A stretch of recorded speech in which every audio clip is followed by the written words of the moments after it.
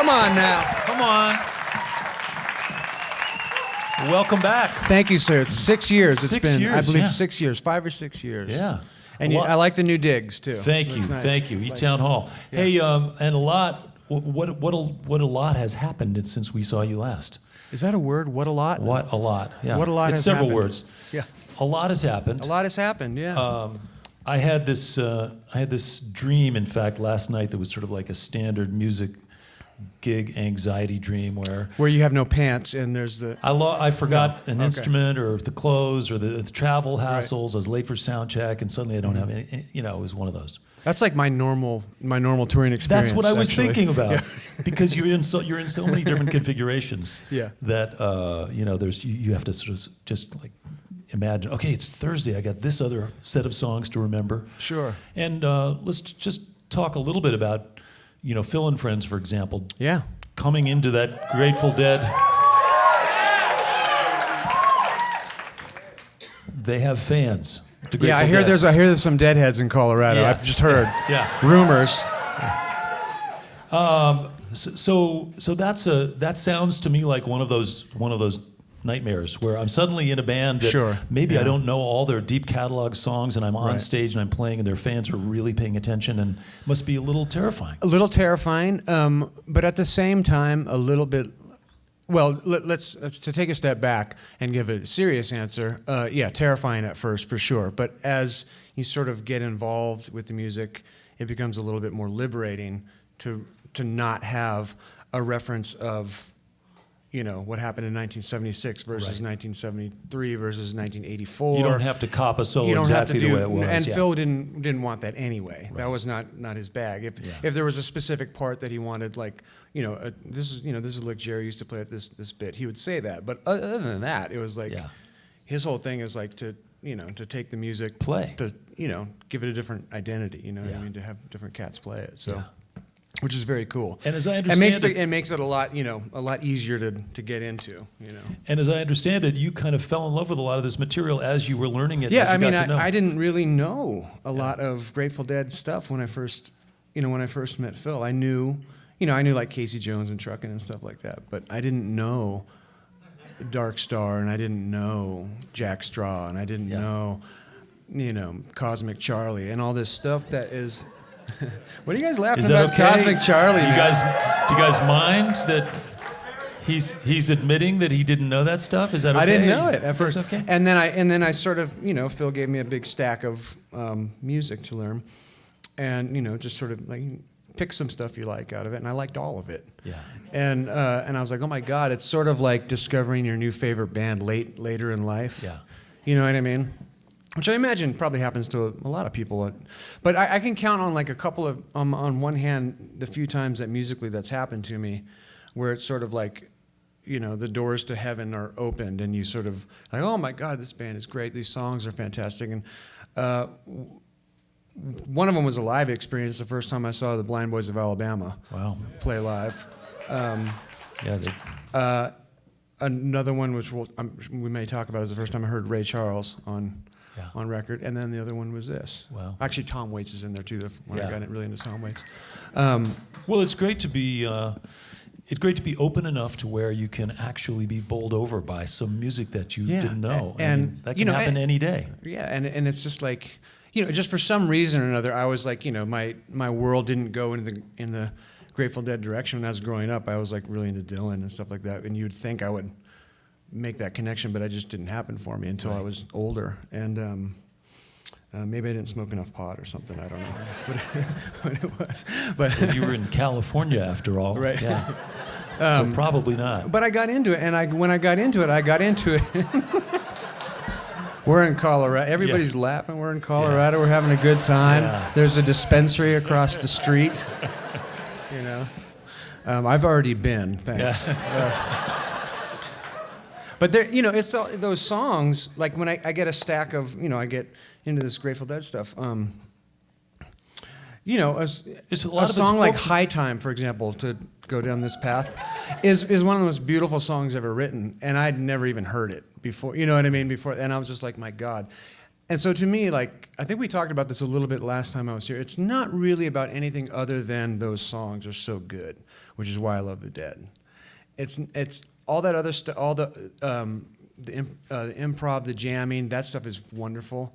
But at the end of the day, if they didn't have those songs, I could have cared less. Right. But those songs are, effing fantastic. Yeah. They stand. And there's a lot of folk music in there too. I mean, there's a lot of folk coming music, from there's a blues folk music, blues, diverse tradition that you grew up in, sort of paying and it attention comes from to. the same sort of American roots stuff that a lot of the other stuff I like. So it's not far fetched. It's just like some hippie kids got a hold of those records and took some acid, and then hey, here we go. Now, did you have the same experience of discovery and learning songs and being on stage with a sort of an iconic band when you did the whole Black Crowes tour? Yeah, I mean, in a much different way, in a much louder way, absolutely. Yeah.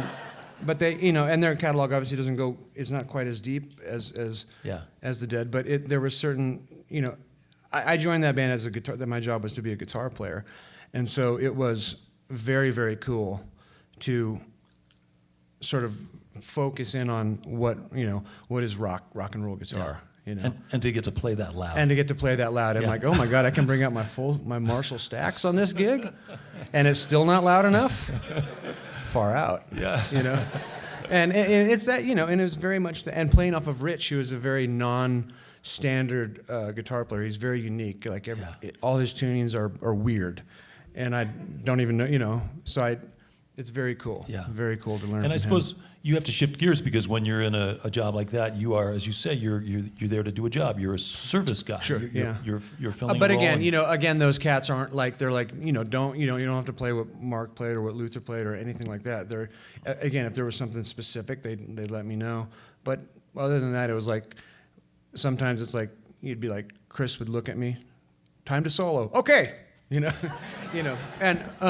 but it was cool because it was a little bit of learning on the fly. Because I remember this. I remember getting a massive list of songs, probably 150 songs or so, about 2 months before the tour. And so I'm learning them. A lot of them I knew, a lot of classic stuff, but a lot of stuff again I didn't know. And I'm charting them down, and you're listening to them, you're making notes, and.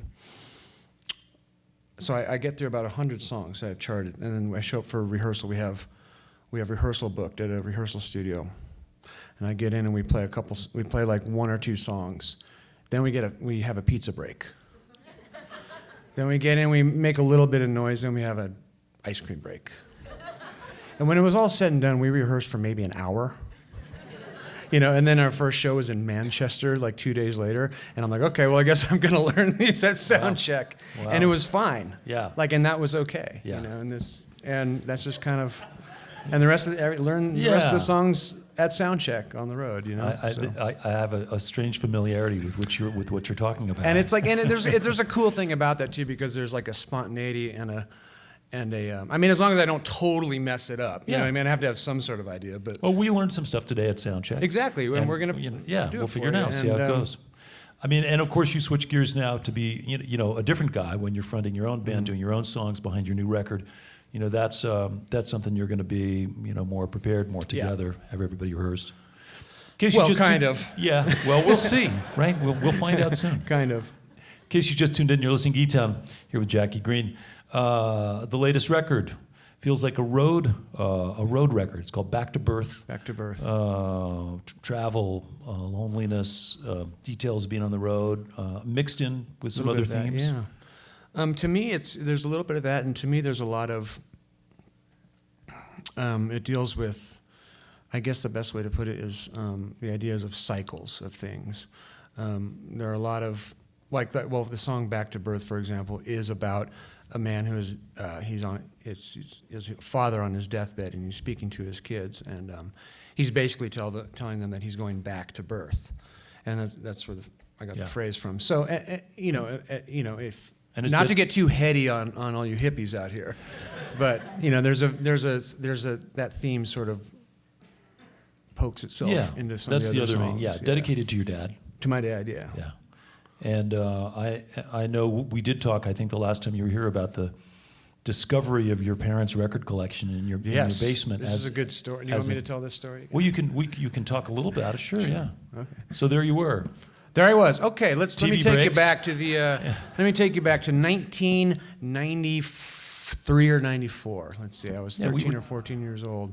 We were a couple years into doing eTown. Yeah, I remember that. Yeah. Am I making you feel old? No, actually not. So it's the summer before I went into high school, and I remember going into the basement of my folks' house, and it was really hot outside. There was nothing much to do, So television broke too, by the way, which is the reason I found myself down there. Sifting through all these boxes, and I come across this box, and this old dusty box of records, LPs, and I start pulling them out, and I'm sort of an enterprising young man. I found a turntable and these little speakers and figured out how to hook it up. And the first thing I pulled out was called The Genius of Ray Charles. And I remember, of course I heard the name, Ray Charles. Isn't he that blind guy? I remember thinking that, and I put that on. And I'd been playing piano a little bit growing up. And I heard that on, and Let the Good Times Roll comes on. And it's just like this big horn section and this swinging band. And I remember just like being totally knocked down by it. His voice, the playing. And I didn't know piano did that. I didn't know music did that. A wide open new world. Wide open. And so what happened was I ended up I went to go to all my friends' parents' basements to go through their records, and I found like the Allman Brothers. Here comes that klepto guy again. Yeah, here comes that kid. I'll just give him whatever he wants, so he'll leave. Ransack the garage. So he'll leave. Yeah. And so I did that, and I ended up with I had this a stack of vinyl, as a 14-year-old kid. Back in 1994, which wasn't cool to have vinyl then. And I ended up going to see Buddy Guy and B.B. King and stuff like that in high school, and my friends thought I was a dork. Yeah. Because you got to remember, at the time, the big stuff at the time, boy bands were getting big, stuff like that. There was some good rock and roll too, but for pop radio, it was mostly, as you well know. You get the last laugh. Yeah. They're stuck with their Backstreet Boys records, and you're listening to Buddy Guy. And I've got some cool vinyl still. Yeah. My mom got so mad. I didn't really know, and I ended up tacking them all over the wall, so it looked like a Hard Rock Cafe or something in my room. She's like, "What are you doing?" Yeah. Well, it's cool. I mean, I was mentioning that just in the beginning, that I think that it's great to have natural curiosity, natural musical gifts, and to pursue it, and to have some discipline. But to go back, to do the homework, to do the research, to actually be moved by music that came before you, to be open to it, to absorb it, digest it, and it serves you well. That's all it is. That's how it works. Music is all built on other music. That's all. All art is built on other art. There is no art without something that comes before. It's funny because your second adopted home of Sacramento, former hometown, was itself, you're a guy who draws from all these different places. And it's funny because Sacramento is also kind of, as a town, that place. It's got the metal and the rock and that whole scene. But even earlier than that, the Western swing scene that was happening with people like Tiny Moore and Billy Jack That's deep Wills. knowledge. I don't even know that. Jimmy Rivers, Vance Terry. These guys were like serious players in Sacramento who were combining blues, swing, jazz, folk. All this stuff was like happening right there. They call it the other Delta. Yeah, yeah, it's there. New record produced by Steve Berlin from Los Lobos. Great guy, great musician. Some of it sounds, and I hope you don't take this the wrong way, it sounds like a California record. That's fine. It has guitar tones. I like California. But I mean, even I don't know whether it's like a Loggins and Messina classic kind of a sound, or some Eagles stuff, or that some of that stuff is great. Is in there. And so you're touring behind the new record. Do you have these other projects looming? Do you have other stuff? Not coming? really. I've sort of actually, since this record came out, I've sort of just. I'm still young, but I'm not as young as I once was. So being 35 years old, I want to sort of just focus on my thing. So making my own songs, making records with my band and stuff, and living in Brooklyn now, right? Living in Brooklyn, which is a whole other thing. Yeah. I love New York. There, I said it. Yeah. Sometimes. Yeah. My old, the old home place for a guy like me. Yeah. You know what I'm talking about then.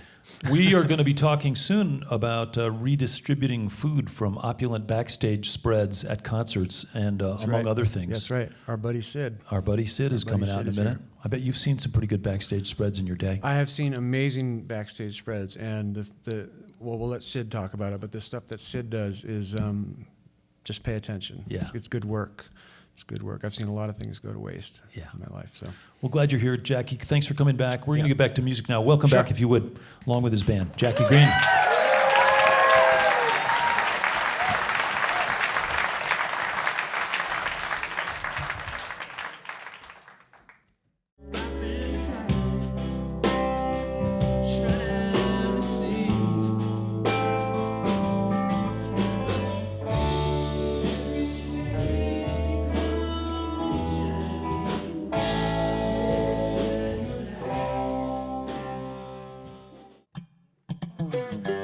Hi, this is Nick Forster from eTown. If you want to stay up to date with all the performances, interviews, and behind-the-scenes footage, click the subscribe button. Thanks.